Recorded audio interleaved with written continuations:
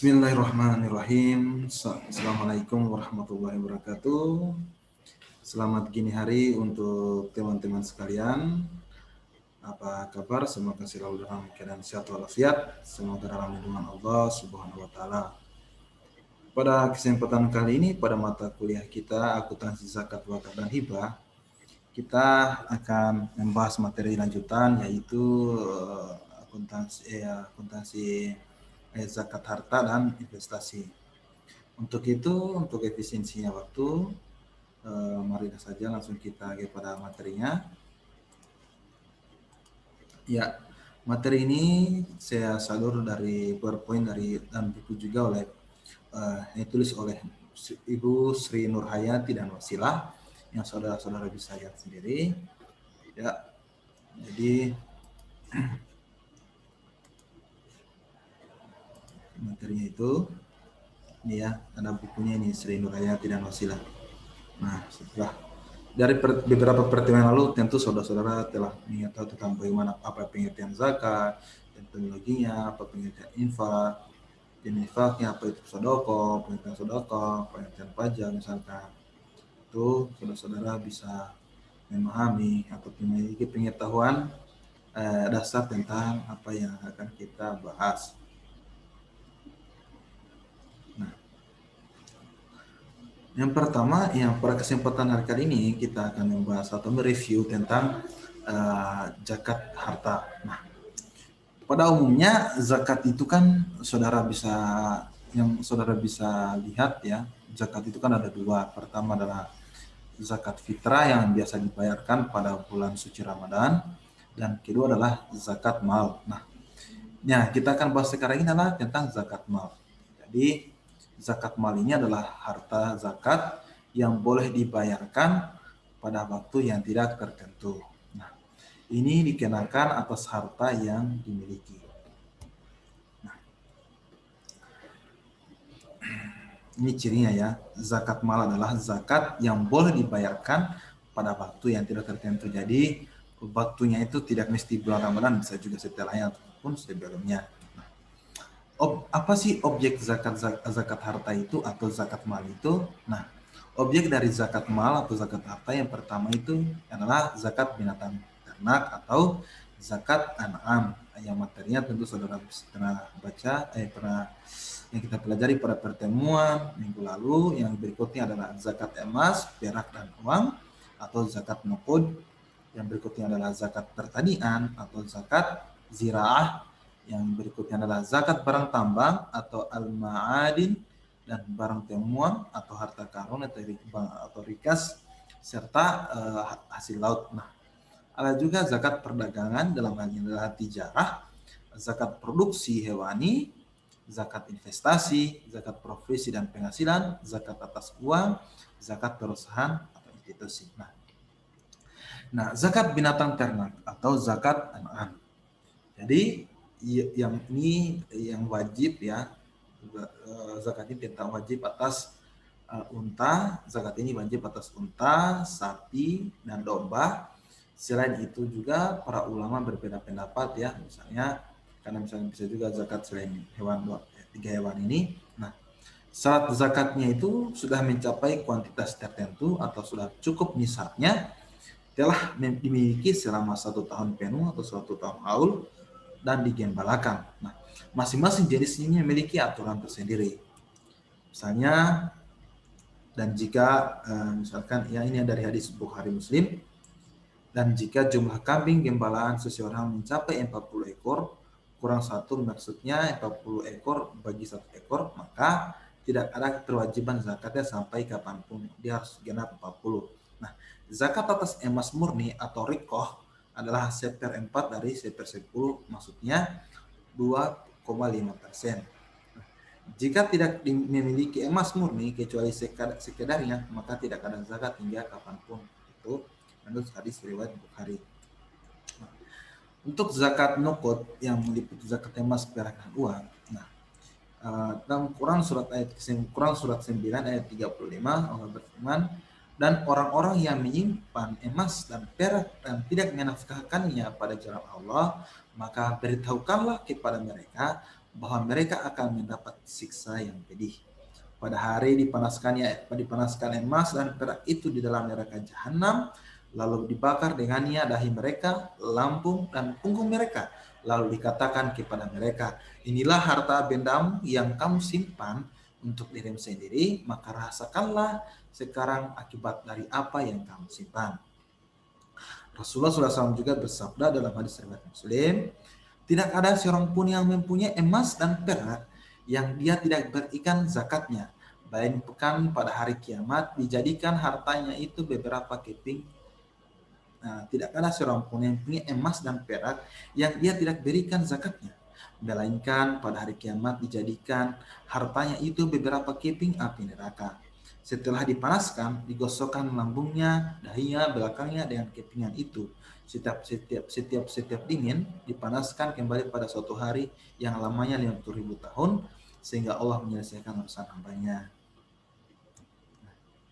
Syarat wajib zakatnya ya untuk zakat nukut yang terdiri dari emas, perak dan uang itu mencapai nisabnya dan haul. Nah, untuk nisab emas itu batasnya adalah 20 miskal atau sama dengan 20 dinar atau sama dengan 85 gram.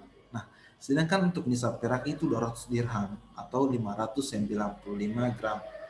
Nah, dikenakan atas perhiasan emas dan perak disimpan dan tidak dipergunakan. Nah, tidak wajib zakat untuk perhiasan di luar emas dan perak yang dipakai perempuan. Jadi, ini zakat khusus emas, perak dan uang saja.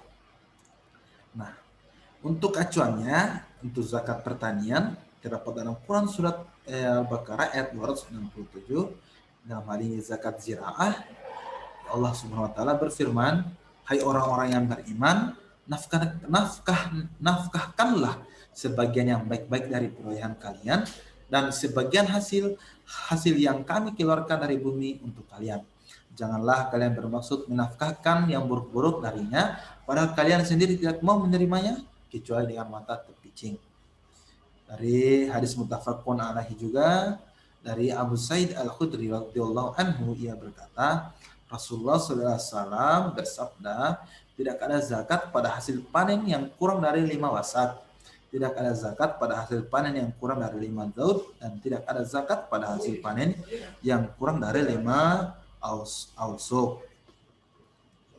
Nah, untuk zakat ziraah ini dikenakan atas semua hasil tanaman dan buah-buahan yang ditanam dengan tujuan mengembangkan dan menginvestasikan tanah. Nah, dikenakan pada saat panen dengan syarat dapat disimpan.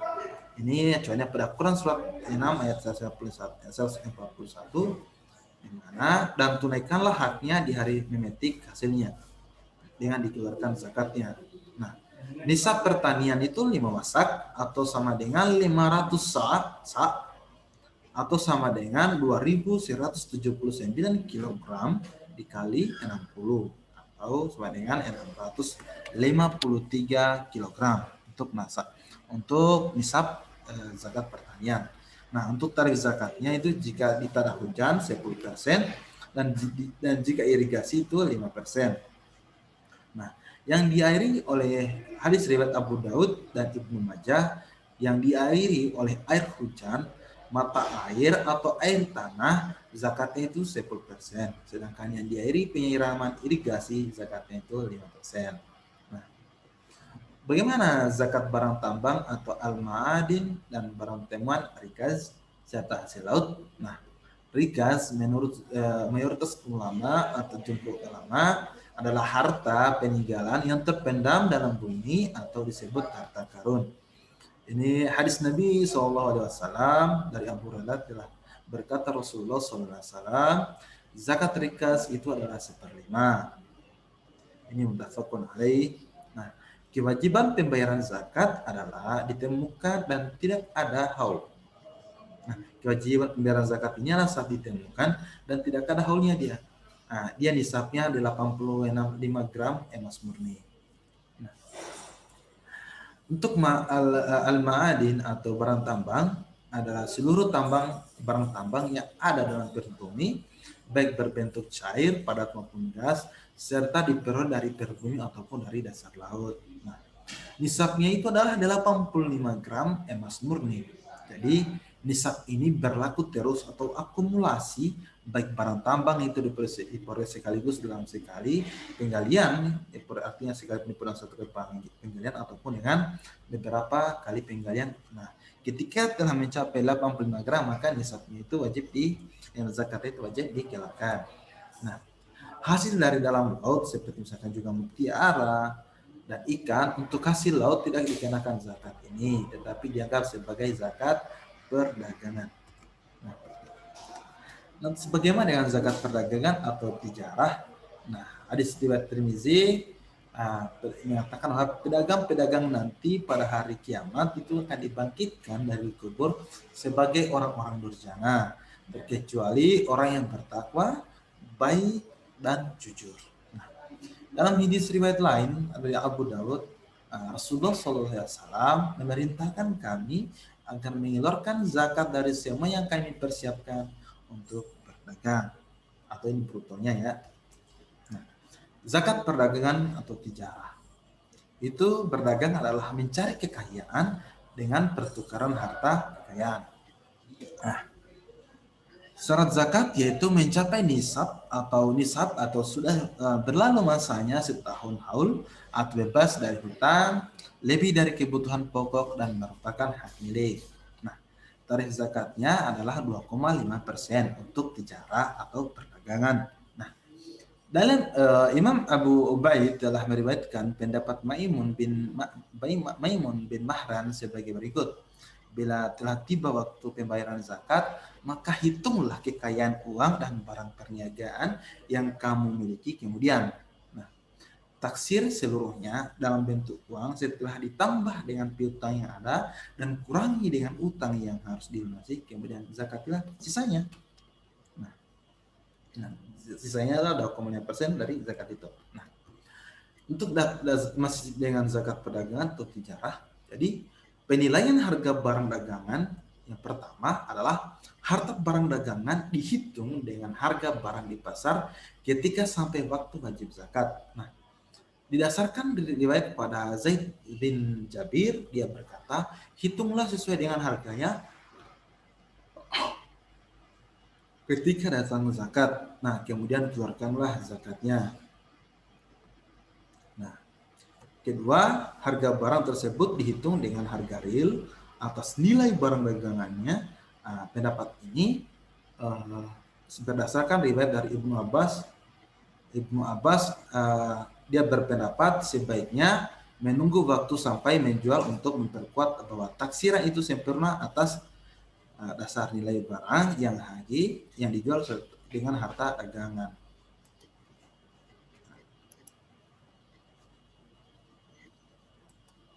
Lihat itu ambil 4 ini pakai Izai ini masih kosong semua.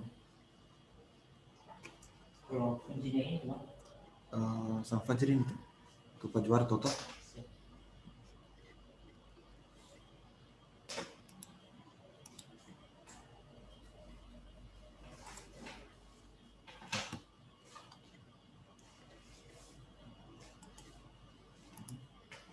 Reviews. Ya, kita kembali. Nah, untuk yang kedua ya, untuk penilaian harga barang dagangan atau tijarah itu kedua bahwa harga barang tersebut itu dihitung dengan harga real atas nilai barang dagangan. Nah, pendapat ini berdasarkan riwayat dari Ibnu Abbas radhiyallahu anhu, dia berpendapat bahwa sebaiknya menunggu waktu sampai menjual untuk memperkuat bahwa taksiran itu sempurna atas dasar nilai barang yang hakiki yang dijual dengan harta dagangan. Artinya ditunggu nilai pasarnya pada saat itu. Nah, ketika menggunakan harga beli dari barang dagangan, ketika menggunakan harga beli dari barang dagangan atau harga awal. Ya, yang lebih kuat itu pendapat jumhur ulama, ya. Nah, hasil ternak yang belum dikeluarkan zakatnya wajib untuk berikutnya ya. Zakat produksi hewani, di mana hasil ternak yang belum dikeluarkan zakatnya itu wajib dikeluarkan zakat dari produksinya. Nah, zakat itu sebesar 2,5% seperti zakat perdagangan dengan syarat nisab sebesar 653 kg dan tidak harus mencapai haul. Ini khususnya madu, khusus madu itu zakatnya dia 10%.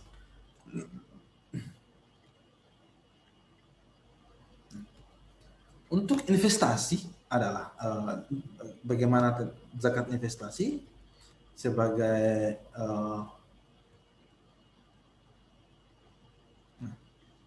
bagaimana untuk zakat profesi dan penghasilan, di mana Abu Ubaid meriwayatkan adalah Umar bin Abdul Aziz yang beri upah pada pekerjaannya dan mengambil zakatnya, dan apabila mengembalikan al-madzalim atau barang mosop atau curian yang dikembalikan, diambil zakatnya, dan beliau juga mengambil zakat dari atoyat atau gaji rutin yang diberikan kepada para penerimanya.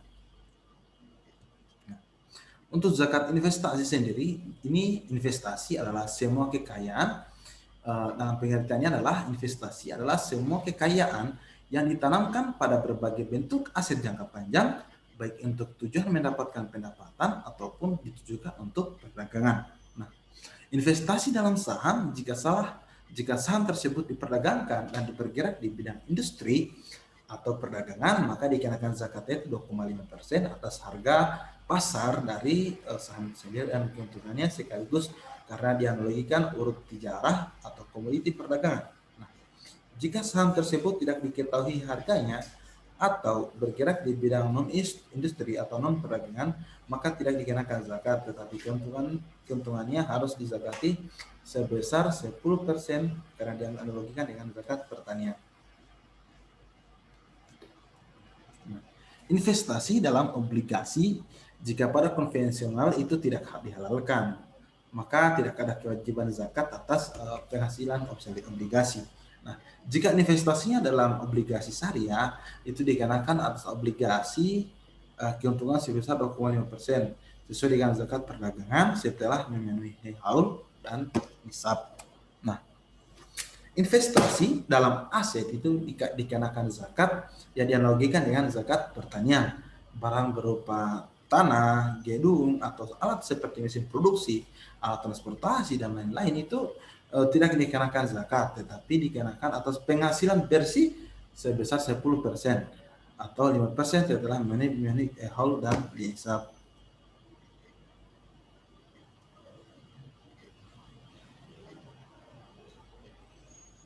Nah, untuk zakat profesi dan penghasilan, di mana difatwakan melalui fatwa MUI nomor 3 tahun 2003 tentang zakat penghasilan, di mana penghasilan adalah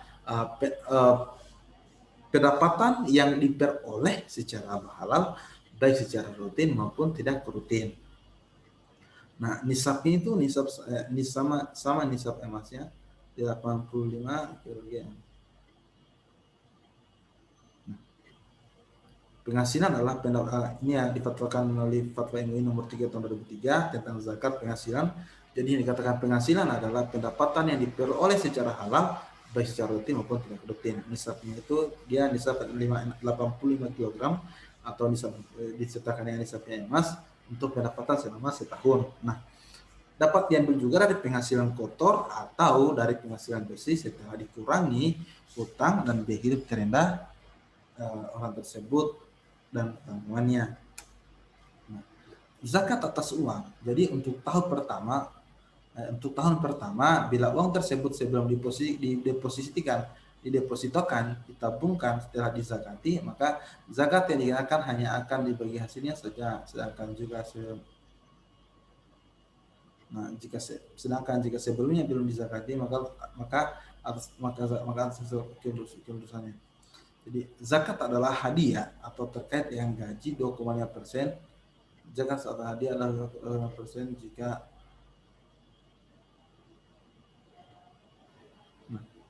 zakat atas hadiah terkait dengan gaji 2,5% jika komisi dari hasil presentasi keuntungannya perusahaan kepada pegawai 10%, jika sumber hibah tidak diduga sebelumnya 20%. Untuk zakat atas institusi, institusi atau perusahaan, di mana zakat perusahaan mengacu pada zakat perdagangan karena dipandang dari aspek legal dan ekonominya, kegiatan sebuah perusahaan intinya berpijak pada kegiatan trading atau perdagangan. Nah, sesuai dengan keputusan seminar 1 zakat di Kuwait tahun 84 tentang zakat perusahaan sebagai berikut. Yang pertama adalah zakat perusahaan harus dikeluarkan jika syarat berikut terpenuhi. Yang pertama untuk manafnya adalah syaratnya terpenuhi untuk dikeluarkan zakatnya atau manafnya. Yang pertama adalah kepemilikan dikuasai oleh muslim atau muslimin, atau bidang usahanya juga harus halal. Aset perusahaan dapat dinilai, aset perusahaan dapat berkembang. Nah, minimal kekayaan perusahaan setara dengan 85 gram emas. Nah, sedangkan secara teknisnya adalah peraturan yang mengharuskan pembayaran zakat perusahaan tersebut anggarannya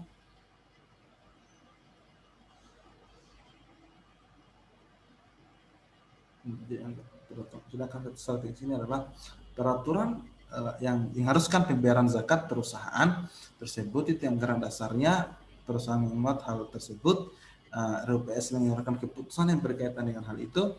Kerelaan para pemegang saham menyerahkan pengeluaran zakat sahamnya kepada Dewan Direksi perusahaan. Nah, untuk perhitungan zakat itu ada 3, di mana untuk zakat institusi ini ya, perhitungan zakatnya itu ada 3. Yang pertama, kekayaan perusahaan yang dikenakan zakat adalah kekayaan perusahaan yang digunakan untuk memperoleh laba. Pendapat ini dikemukakan oleh Qardawi. Zakat dikenakan pada harta lancar baik perusahaan secara sederhana, kas setara kas, dan investasi jika pendek, persediaan piutang dagang.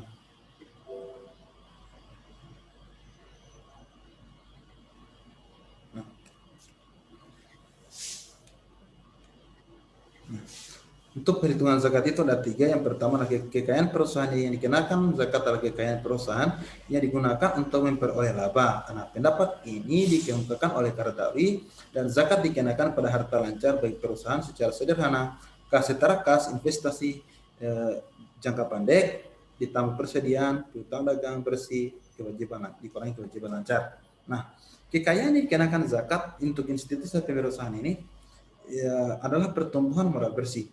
Jadi pendapat ini dikemukakan oleh Al-Badawi dan Sultan. Secara sederhananya bahwa aset lancar bersih ditambah pusat utang jangka pendek yang digunakan untuk keperluan jangka panjang, utang jangka pendek yang digunakan untuk pembiayaan harta lancar. Nah, kekayaan yang dikenakan zakat itu adalah kekayaan bersih perusahaan. Pendapat ini dikemukakan oleh lembaga fatwa Arab Saudi. Secara sederhana, modal disetor ditambah saldo laba ditambah laba tahun berjalan aset besar investasi perusahaan yang atau entitasnya kerugian tahun berjalan. Jadi metode apapun boleh itu digunakan. Nisab zakat adalah 85 gram emas dan cukup 1 tahun haulnya, haul kamariyah, dengan besar zakat 2,5%. Nah, jika perusahaan menggunakan tahun emas dari 85 ya, nah, tidak apapun ini boleh digunakan ya untuk di antara 3 ini. Sedangkan untuk nisab zakatnya adalah 85 gram emas murni dan cukup haulnya 1 tahun kamariyah, dan dengan besaran zakat itu 2,5%. Jika perusahaan menggunakan tahun masih adalah 2,575%. Baik, itu saja materi kita pada kesempatan kali ini. Semoga materi kita bermanfaat untuk kita semua. Mata kuliah ini kita bermanfaat untuk kita semua. Kita dapat mengambil pelajaran dari pertemuan kita dan selalu memancing nemu kita untuk selalu belajar. Sekian dan terima kasih saudara-saudara sekalian. Selamat menikmati hari.